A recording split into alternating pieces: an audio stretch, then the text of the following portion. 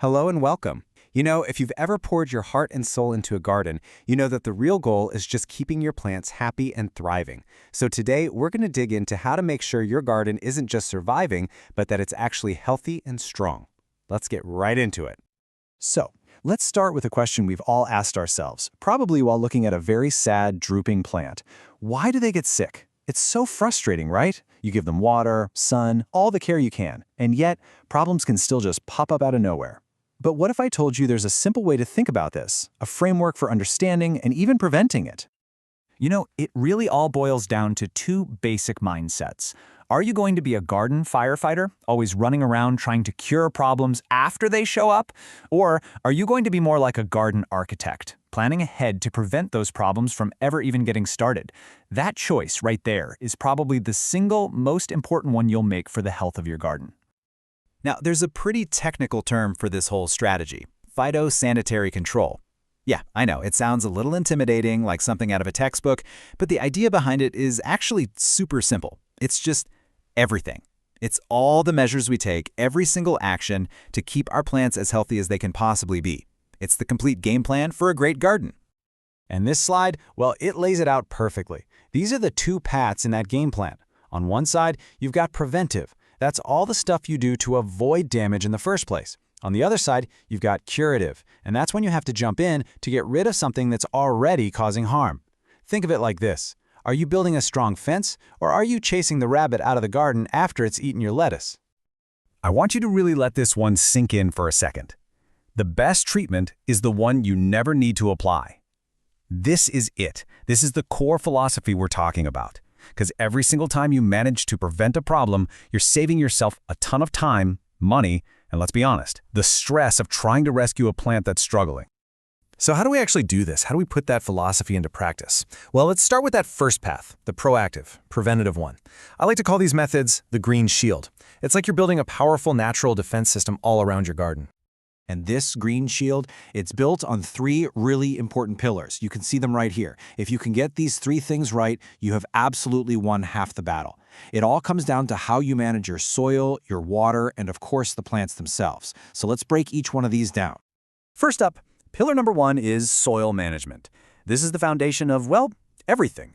Before you even put a plant in the ground, get to know your soil. For instance, does it drain well or does water just sit there? You can do a quick test. Just dig a hole, fill it with water, and see how fast it disappears. If it's really slow, you might need to mix in some compost to improve the structure. This kind of prep work, it's your first and most critical line of defense. Okay, next is pillar 2, water management. The absolute key here is balance. See, too much water is just as bad as too little. It can literally drown a plant's roots, cutting off their oxygen. That's a condition called root asphyxiation.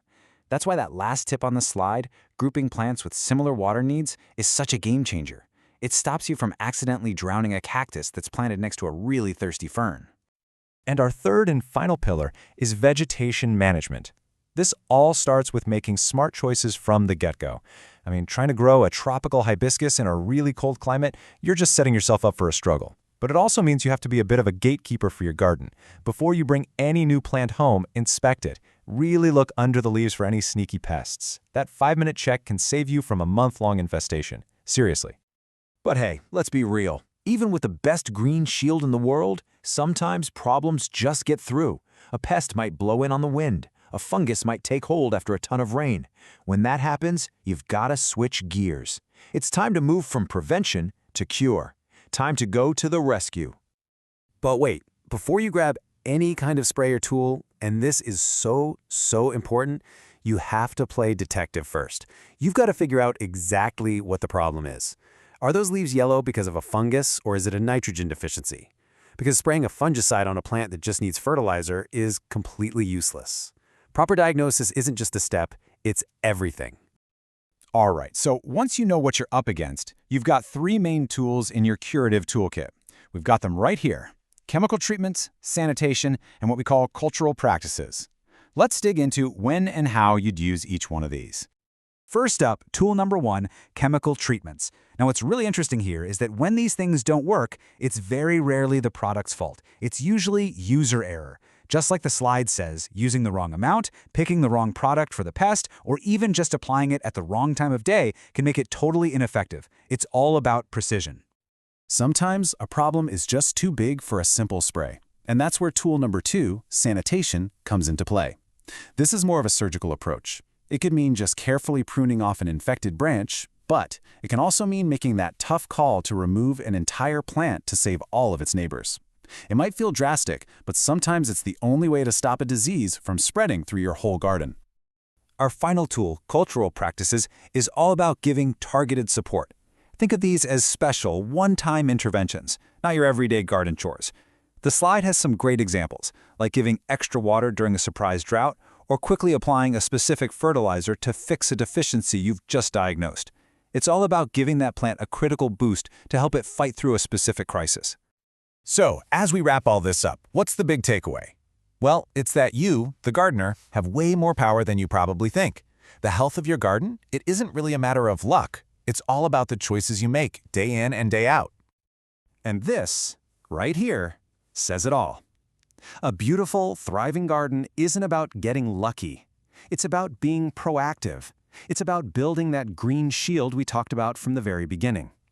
At the end of the day, it's all about prevention. The power to create an amazing garden is truly in your hands. So I'll leave you with this question. After everything we've talked about, what's one small, preventive action you can go take in your garden today? Maybe it's just checking the soil before you water, or finally moving that one plant to a sunnier spot. That one little step, that's where a strong, healthy garden really begins. Happy gardening!